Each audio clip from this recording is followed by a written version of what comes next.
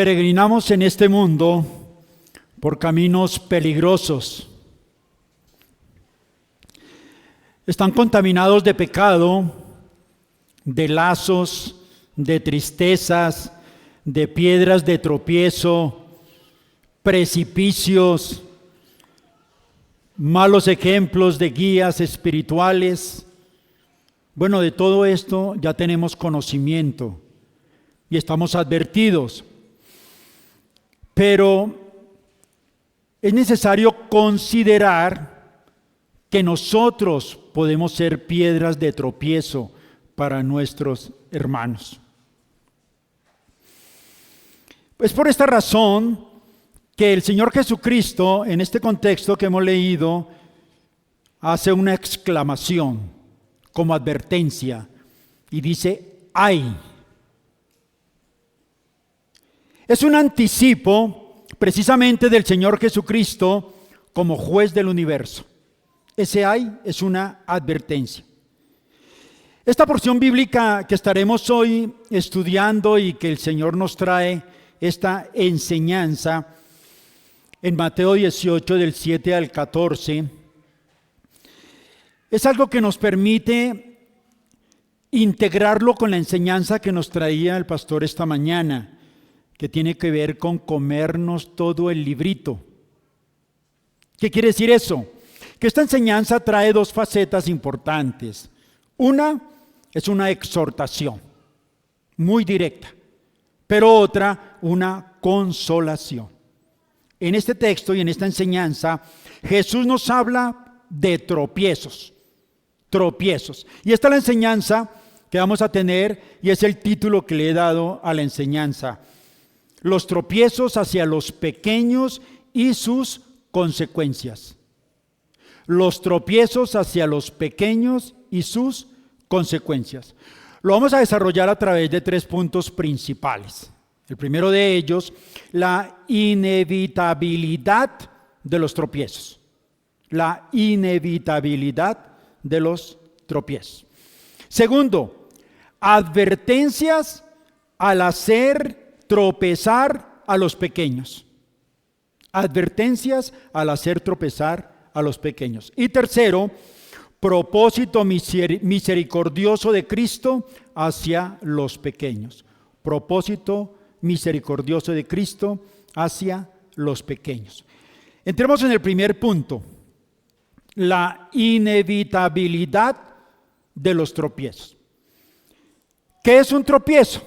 Comencemos por ahí. ¿Qué es un tropiezo? Bueno, un tropiezo es todo lo que tiende a desviar a los hombres de lo que es bueno a lo que es malo. Eso es un tropiezo. Sea por seducción o por temor. Esto ocasiona, por supuesto, culpa y entristece el corazón de los justos. Un tropiezo de esta clase. Dios ha permitido los tropiezos con fines sabios y santos. Dios los permite.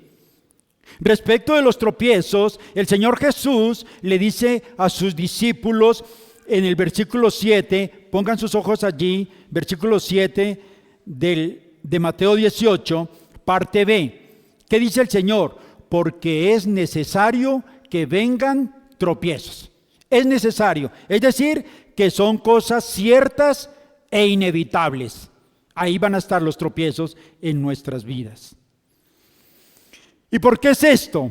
Bueno, porque es moralmente imposible que no haya tropiezo si consideramos todo lo que tiene que ver con la sutileza y malicia de Satanás, la debilidad y depravación de los hombres y sus necios corazones. Y sin embargo, Dios ha permitido los tropiezos para que se haga manifiesto los que son perfectos y los que no lo son.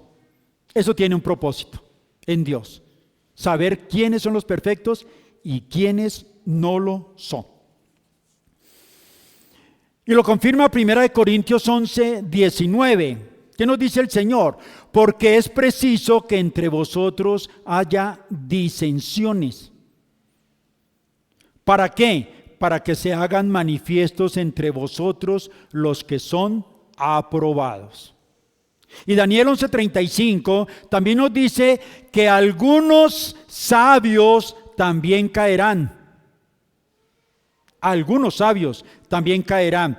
¿Y con qué propósito? Para ser depurados, limpiados y emblanquecidos hasta el tiempo determinado por Dios, porque para ello todavía hay tiempo.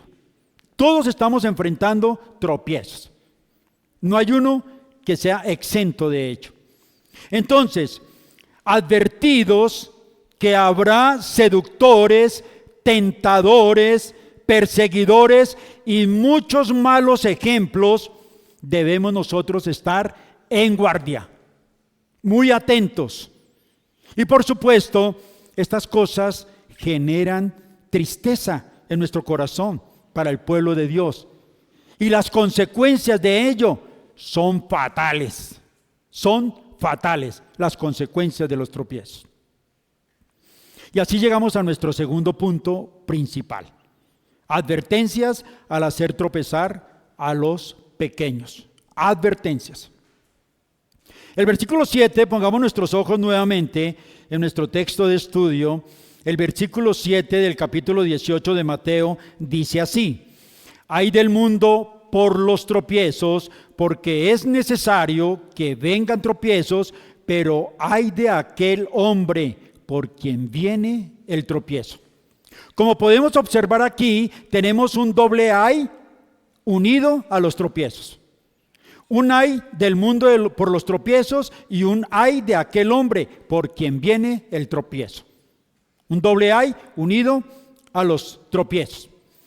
Bueno, aquí hay un ay dirigido a los descuidados y desprevenidos, a los que se hace tropezar, descuidados y desprevenidos. Así lo dice el versículo 7a, ay del mundo por los tropiezos. La perdición, la plaga del mundo y la ruina de miles los ocasiona todo lo que se opone y los obstáculos a la fe y a la santidad en todo lugar. Siempre habrá oposición a la fe y a la santidad en todo lugar. Sabemos que este mundo, por supuesto, es un mundo malo. Eso lo sabemos. Pero los elegidos del Señor siempre serán protegidos. Han sido llamados fuera de ese mundo perverso y malo y liberados de él y liberados del perjuicio que causa también los tropiezos. A los elegidos Dios los preserva de toda esa maldad que nos rodea. Y todo ocurre ¿por qué? Porque es que encontramos piedras de tropiezo en nuestro peregrinar. No podemos ser exentos de eso. Hay piedras de tropiezo. Y esa protección del Señor para los escogidos, 1 de Pedro 1:5 nos lo confirma de una manera muy especial de parte de Dios. Dice: porque sois guardados por el poder de Dios mediante la fe, para alcanzar la salvación que está preparada para ser manifestada en el tiempo postrero. El poder de Dios nos preserva. Y el Salmo 119, 165 nos habla de una manera maravillosa para nosotros. Mucha paz hay para los que aman tu ley y no hay para ellos tropiezo. Mucha paz tenemos nosotros los que amamos ese librito de los que nos hablaba el Señor, nuestro pastor. Pero hay otro ay que está dirigido ¿a quiénes? A los malvados de este mundo. Hay un ay dirigido a los malvados. ¿Quiénes son ellos? Los que deliberadamente hacen tropezar. O sea, intencionalmente.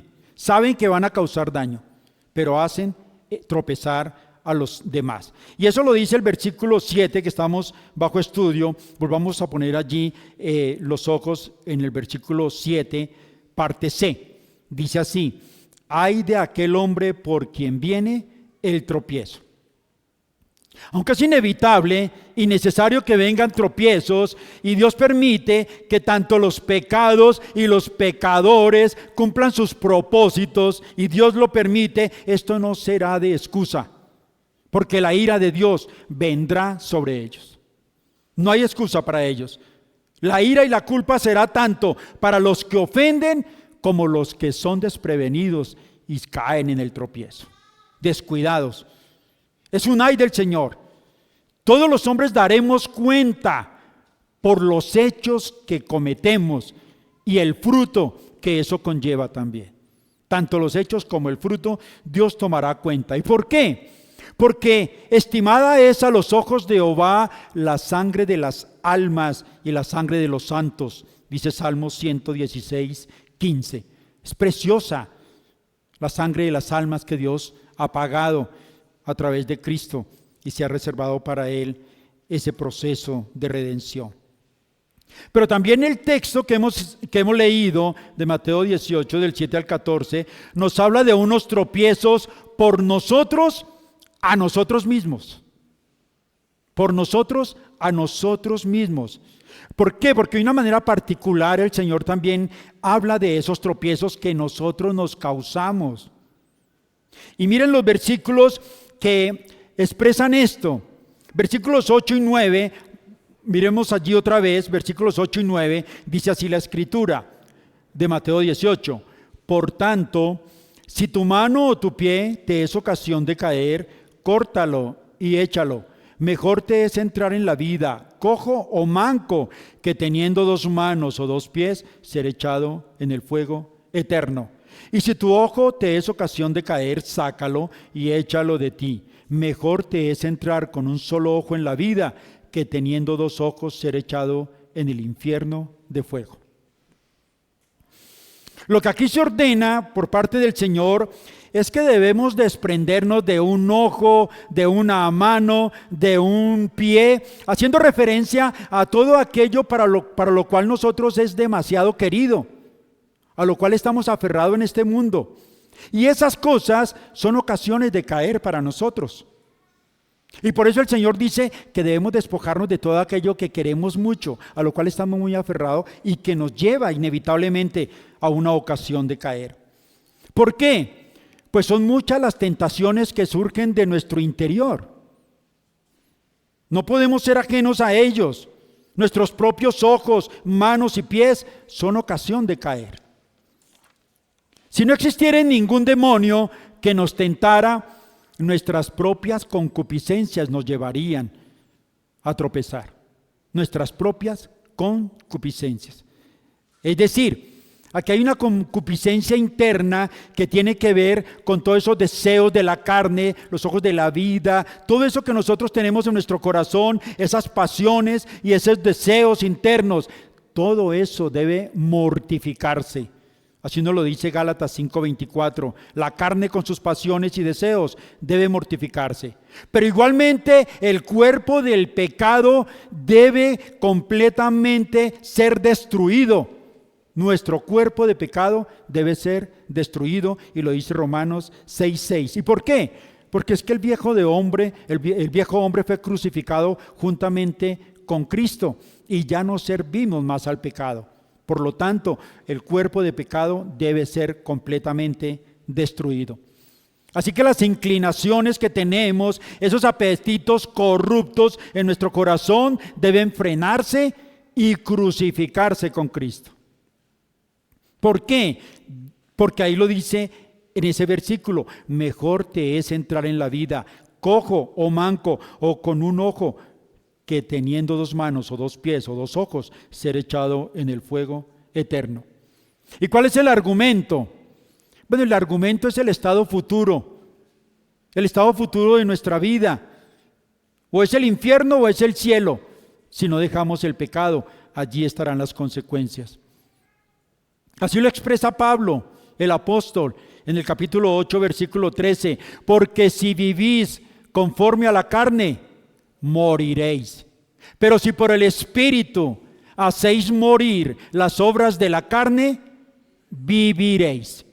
Hay una lucha allí, pero hay un argumento, hay un destino final, y depende de qué actitud vamos a tomar frente a estas situaciones.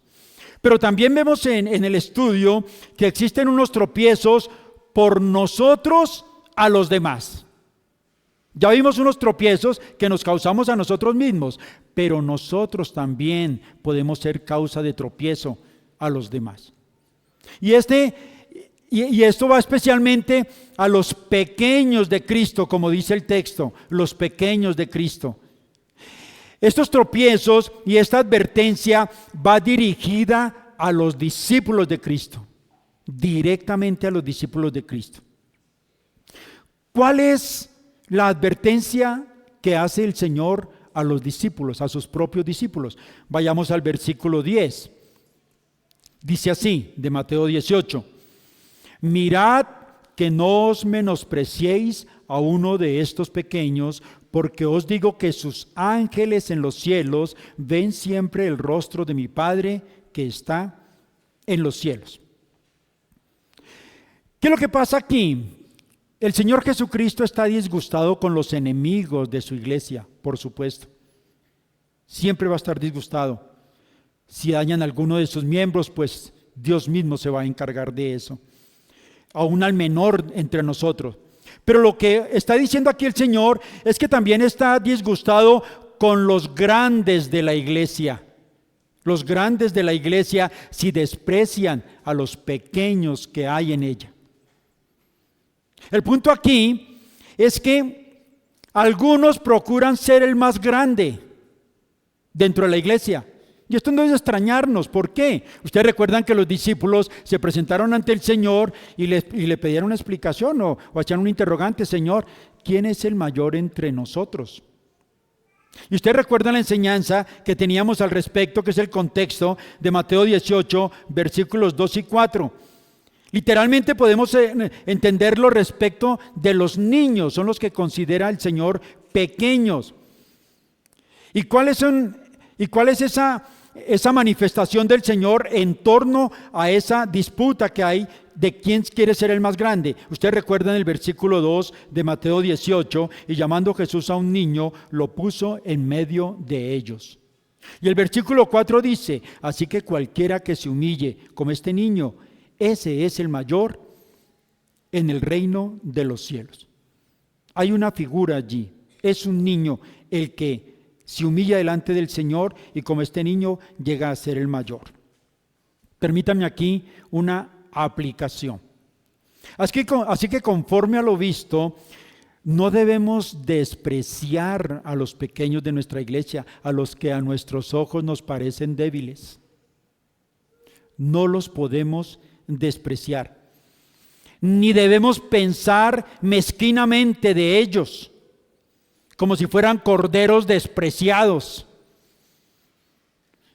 a veces bromeando con sus debilidades, mirarlos con desprecio, hacer escarnio de ellos, tratarlos con desdén, como si no nos importara nada lo que les suceda.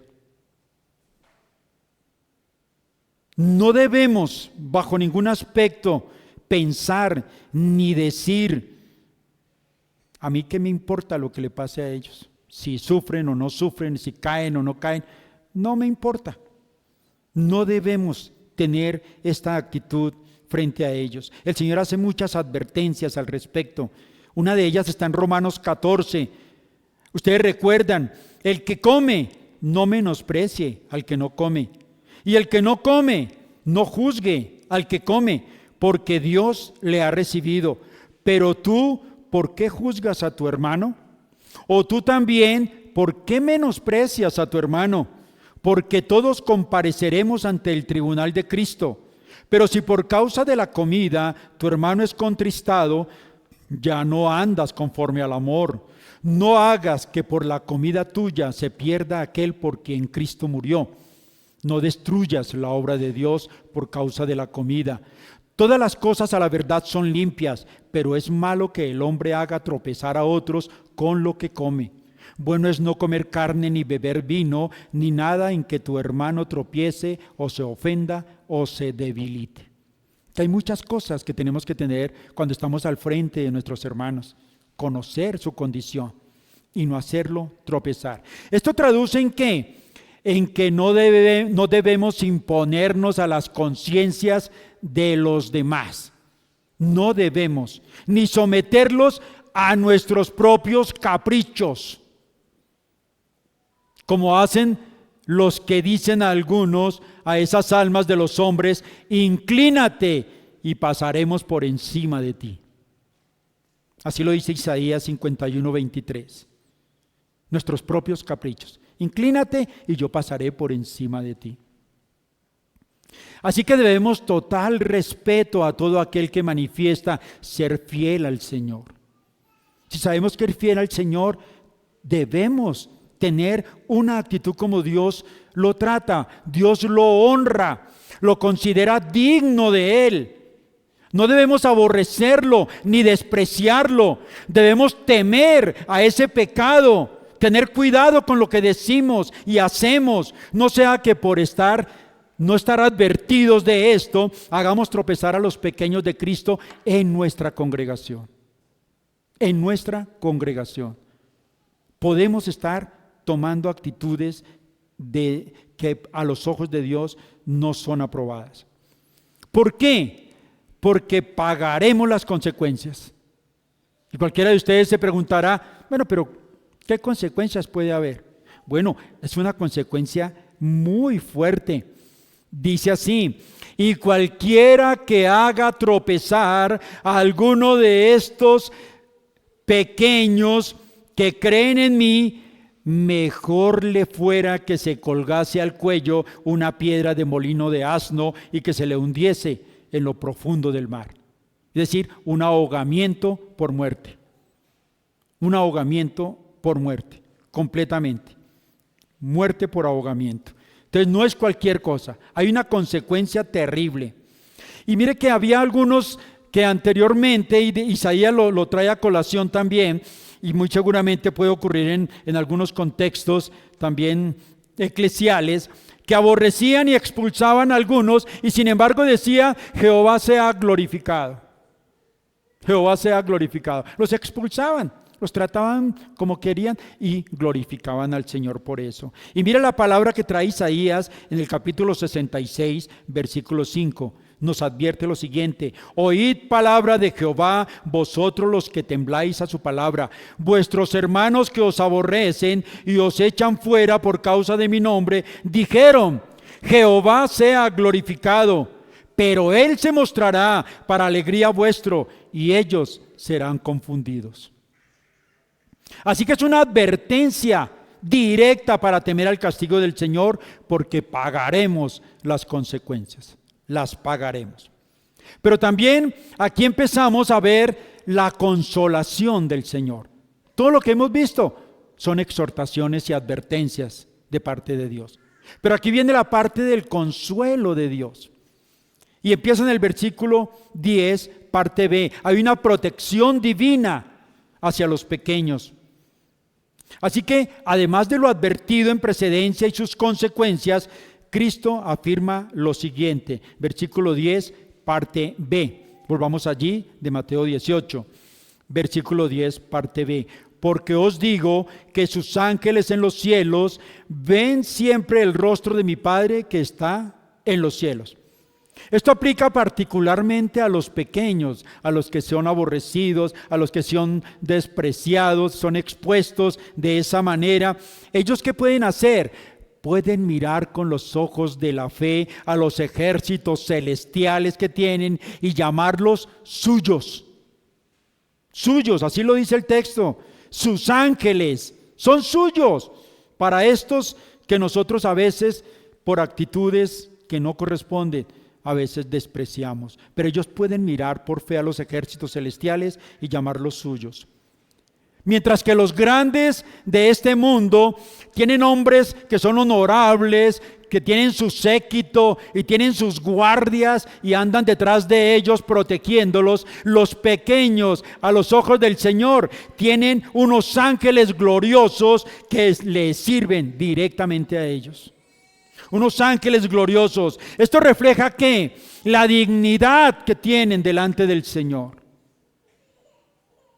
Por eso hay un peligro, reitero, hermanos, que corremos si los despreciamos y los maltratamos. Hebreos 1:14, hablando de estos espíritus angélicos, nos dice: ¿no son todos espíritus ministradores enviados para servicio a favor de los que serán herederos de la salvación? Son ministradores de ellos, de esos herederos, de los discípulos de Cristo. Y el Salmo 91:12 dice: en las manos te llevarán para que tu pie no tropiece en piedra. O sea, hay una protección divina de parte de Dios para estos seres que Dios ha rescatado del mundo. Así que estos ángeles están dispuestos continuamente a recibir órdenes de parte del Señor. Están dispuestos todo el tiempo. ¿Para qué? Para ministrar a los santos. Ellos están esperando la orden del Señor para ir a esos pequeños y ministrarles a sus corazones y protegerlos. Así lo dice el versículo 10b que estamos leyendo: ven siempre el rostro de Dios que está en los cielos. O sea, están en la presencia de Dios permanentemente. Así como los que han trabajado en el área castrense siempre están dispuestos a recibir órdenes de su superior, que ordena, e inmediatamente hacen lo que tienen que hacer. Y hacen estos ángeles de igual manera. Y así llegamos a nuestro tercer punto principal: propósito misericordioso de Cristo hacia los pequeños. Y vayamos, y eso está en los versículos 11 al 14. Miremos el versículo 11, dice así de Mateo 18: porque el Hijo del Hombre ha venido para salvar lo que se había perdido. Es por esta misma salvación de nuestro Señor Jesucristo por la que los pequeños no deben ser despreciados. Es que el Señor vino a dar su vida por ellos. Si Cristo se negó a sí mismo para salvación de ellos, nosotros debemos también negarnos a nosotros mismos por su edificación y su consolación. O por el contrario, si estorbamos sus vidas y sus progresos espirituales, no solo pecaremos contra estos seres que Dios ama, sino que estamos hiriendo sus propias conciencias débiles, pero también pecamos contra Cristo. Herimos sus conciencias, pero también estamos ofendiendo a Dios mismo. Así que, resumiendo acá este punto, podemos observar conforme a lo expuesto en precedencia lo siguiente. Primero, los ángeles de Dios son sus siervos. El Hijo de Dios es su Salvador. Pero Dios mismo, para completar su honor, es su propio amigo. Los ángeles por un lado, Jesucristo salvándolos y Dios honrándolos también. Y así lo dice Juan en el capítulo 10, 28, 29. Y yo les doy vida eterna y no perecerán jamás, ni nadie las arrebatará de mi mano. Mi Padre que me las dio es mayor que todos y nadie las puede arrebatar de la mano de mi Padre. Y el Señor también trae en esta enseñanza, para hacernos más comprensiva su consolación, hay una ilustración bíblica comparativa que está relacionada con la ternura de nuestro Señor Jesucristo y ese interés que tiene Él por el bienestar de sus ovejas, y está en la parábola de la oveja perdida. Como nuestro hermano entonaba el himno de esa oveja perdida. Esta es la parábola de la oveja perdida. Y veamos aquí, en primer lugar, la comparación conforme a esta parábola. ¿Qué es lo que hace el dueño que ha perdido una oveja? Deja las otras 100 y va por aquella que se le ha perdido. Va en busca de aquella que se le ha perdido. Así lo dice el versículo 12 de Mateo 18. ¿Qué os parece? Si un hombre tiene 100 ovejas y se descarría una de ellas, ¿no deja las 99 y va por los montes a buscar la que se había descarriado? La busca, se complace cuando la encuentra. Hay una expresión de gozo, afecto, y es un afecto mayor que por las 99 que no se descarriaron. Encuentra a esta perdida y hay mucho gozo, hay mucha alegría. Esto es aplicable también al hombre caído natural. Está extraviado, está perdido, y el Señor viene en su búsqueda Y cuando lo encuentra, dice el evangelista Lucas que hay más gozo en el cielo por un hombre que se arrepiente que por 99 justos que no necesitan arrepentirse. Y dice el Señor que cuando la encuentra, de cierto hay mucho regocijo, el versículo 13, más que por las 99 que no se descarriaron. Querido amigo que nos visitas hoy, si te encuentras perdido, consideras que estás extraviado, que no tienes un sentido de vida, que no tienes un norte, que no sabes para dónde vas, Dios te ha traído a este lugar.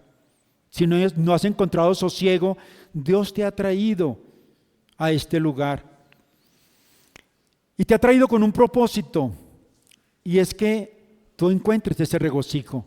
Y adicionalmente, que Dios pueda expresar también el gozo de haberte traído.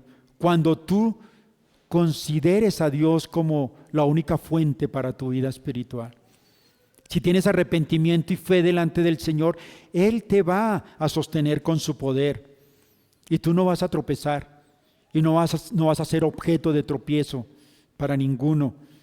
Pero si no lo haces también, un juez vendrá un día, el juez del universo, y no tendrás otra oportunidad. Así que hoy es el día para que te arrepientas y vengas al Señor y rindas tu vida completamente a Él.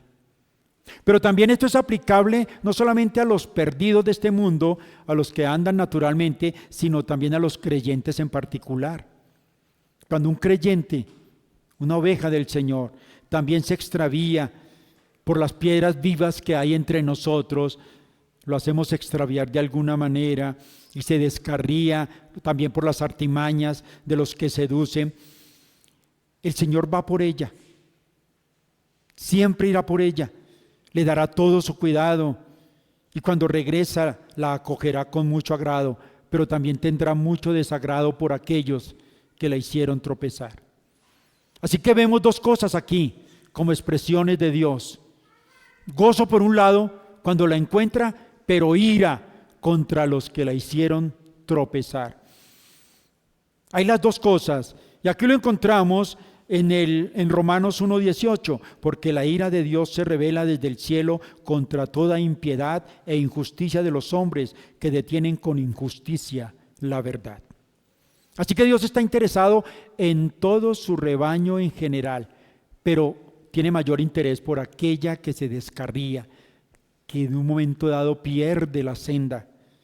Y Dios la extraña. ¿Por qué? Porque Él es un Padre maravilloso, es el gran y buen pastor y su vida da por las ovejas. Por el tiempo, no voy a entrar a analizar más profundamente la parábola de la oveja perdida, pero para un examen mayor, ustedes en su casa pueden ir a Ezequiel, capítulo 34, y allí van a encontrar unos versículos 2, 6, 10, 16 y 19 que hablan también de este asunto. Pero acá se refiere de una manera particular y directa a los pastores de Israel, que ellos mismos son los que se apacientan a sí mismos, pero no apacientan a las ovejas del rebaño. Y Dios está contra ellos. Dios demandará a esas ovejas de su mano. Él las librará de esos propios pastores que no las cuidan ni las apacientan. Y no le permitirá ser comida de ellos en ningún sentido. El mismo Señor se encargará de traer de vuelta al redil, a la perdida, a la descarriada, vendará a la perniquebrada y fortalecerá a la débil. Pero a la engordada y a la fuerte las destruirá. ¿Cómo las apacentará? Con su justicia. Con su justicia. Pues se las entregó y no las apacentaron. Las dejaron sin el alimento que necesitaban, sin el cuidado. Así que Dios mismo se encargará de ellas y no dará más oportunidad a estos pastores que tienen esta actitud. Pero veamos en segundo lugar la aplicación de esta comparación y para terminar lo vemos en el versículo 14 de Mateo 18. Dice, así no es la voluntad de vuestro Padre que está en los cielos, que se pierda uno de estos pequeños.